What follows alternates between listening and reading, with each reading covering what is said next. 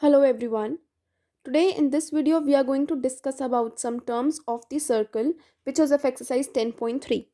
So we are going to discuss the terms. Let us start from page number 156 of your books. The first is radius. Now this circle you all know, okay? This is the center of the circle. Now from the center, if I'm going to draw a line to the point on the circle, from the center I'm going to draw a line. Let us take this is a circle. This is the center. Now from this center, if I'm going to take any point like this, I have drawn this line, and any point on any point of the circle, this is called as the radius. So what is a radius? The constant distance from the center to any point of the circle is called as the radius. So this is called as the radius.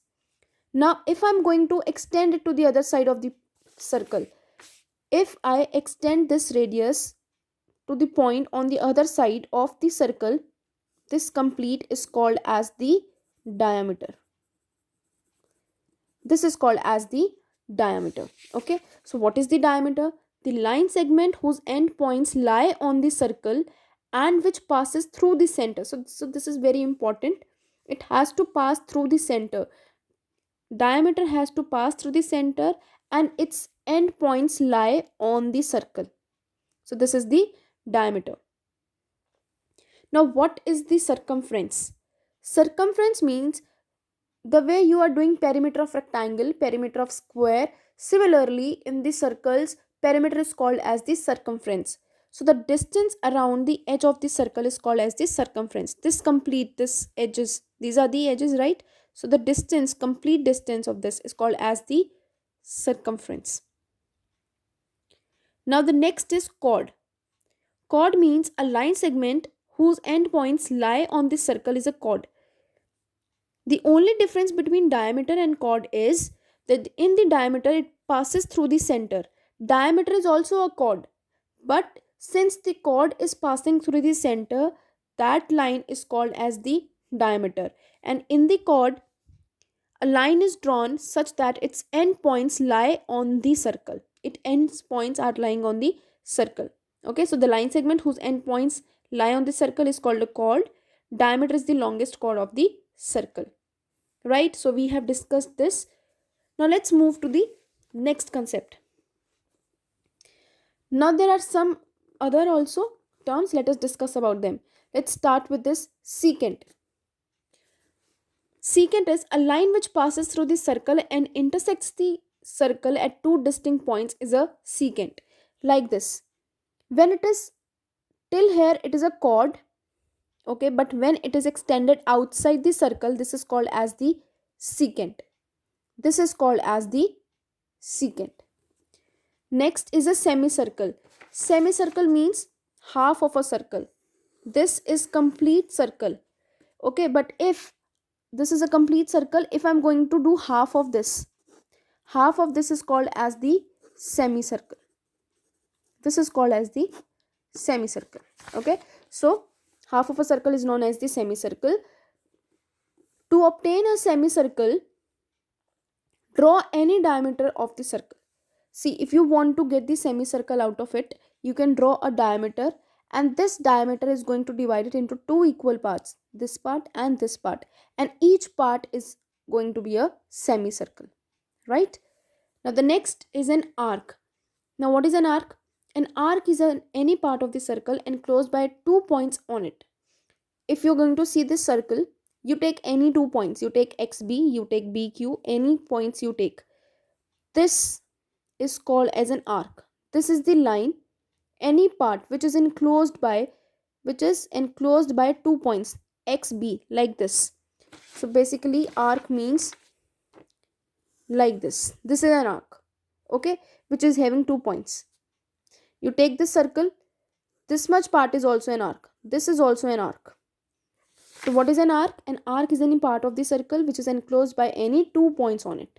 Okay, this is arc. Now let's talk about the segment. Segment and sector. What is a segment? A region in the interior of the circle bounded by the chord and its corresponding arc. So in this, if you will see, segment is formed. How it is formed?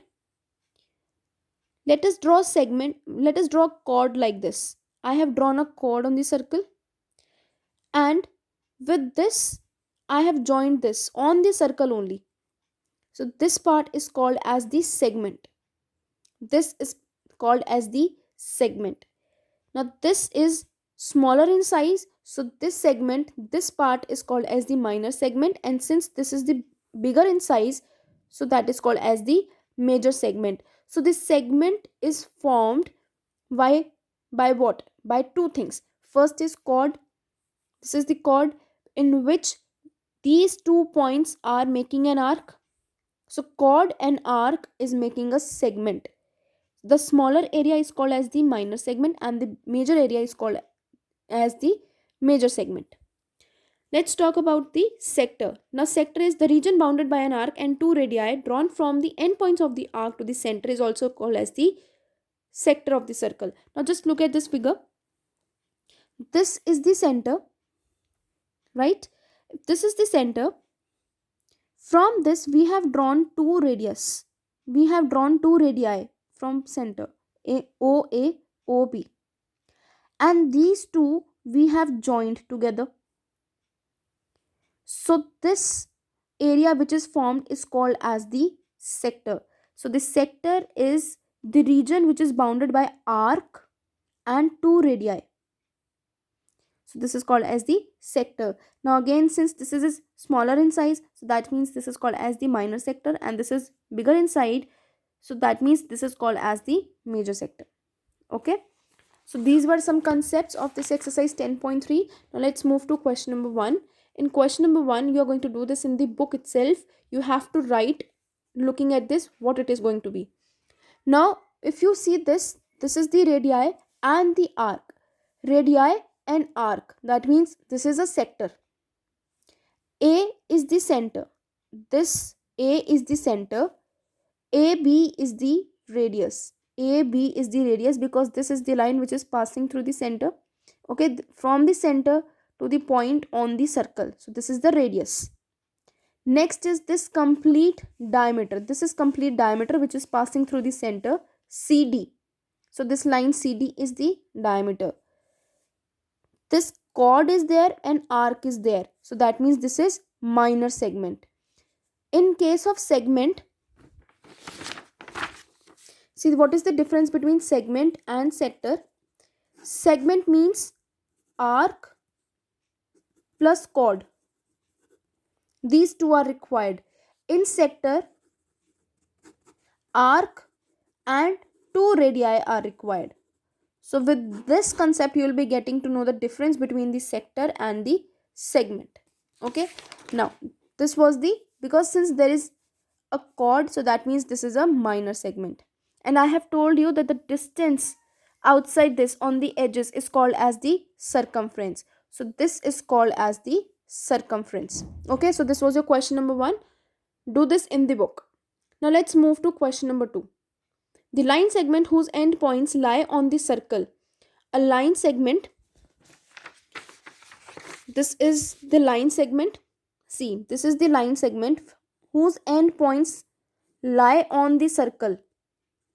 These are the endpoints which are lying on the circle, is called as the chord. Okay. If it passes through the center, then it is a diameter. Otherwise, if you are going to draw the circle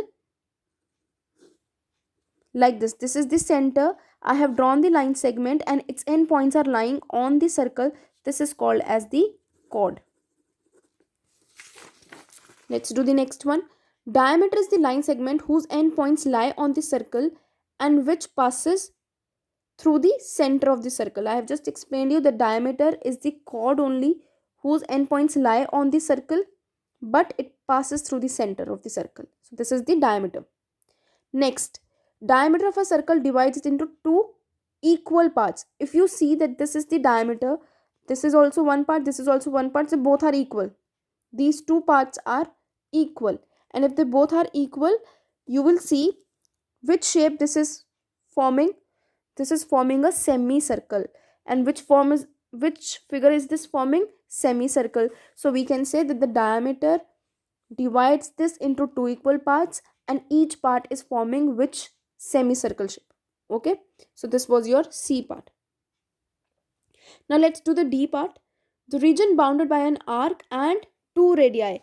I have just explained you this sector. Arc and two radii means sector. Wherever arc and two radii are included, that means that is going to be a sector. Okay. Now, question number 3. State whether the following statements are true or false. A part. A circle can have many radii and diameters. Yes, it can have many radius and diameters. What is a diameter? In this circle, diameter means a line which is passing through the center like this. So like this, I can make as many as I want. So it can have many diameters. Similarly, if I have to draw a radius, radius means from the center, one point is on the circle. This is the radius, this is the radius, this is the radius. Like this, I can make many. So that means the first part is true. A circle can have many radius and diameters. So this is true. Diameter is the longest chord of the circle. Yes, this is the chord of the circle. Chord means a line which has two endpoints on the circle. But since this chord is passing through the center, that's why it is named as diameter. So this B part is also correct.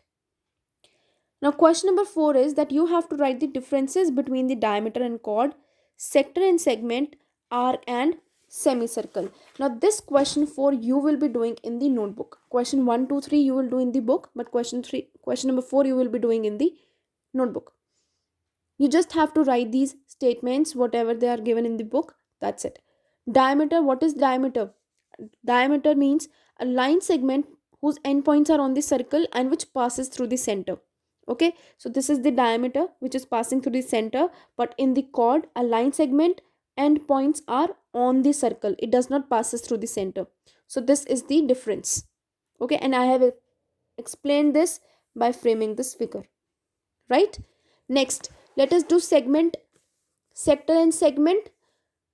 Sector and segment, you will have to just, if this is given as the region bounded by an arc and two radii. So what it is? Arc and two radii. Okay, drawn from the endpoints of the arc to the circle. So this is called as the sector. Arc and two radii, and this arc is formed by the points which are on the circle. Okay, the next is segment, and segment is formed by what? Segment is formed by chord and arc. So the region in the interior of the circle, this is interior of the circle, which is bounded by the chord and the arc. This is an arc and this is the chord. Okay, so this is the sector and segment. I have shown you with the help of the diagram also. And the last is arc and semicircle. Now what is an arc? If you are going to take this circle, any 2 points you take, this which is enclosed by 2 points, this is called as an arc. This is an arc. An arc is any part of the circle enclosed by any 2 points on it. So this is going to be arc. And what is semicircle? Half of a circle is called as the semicircle. Okay, so this was your exercise 10.3, in which you are going to do question number 1, 2, 3 in the book and question number 4 in the notebook. Okay.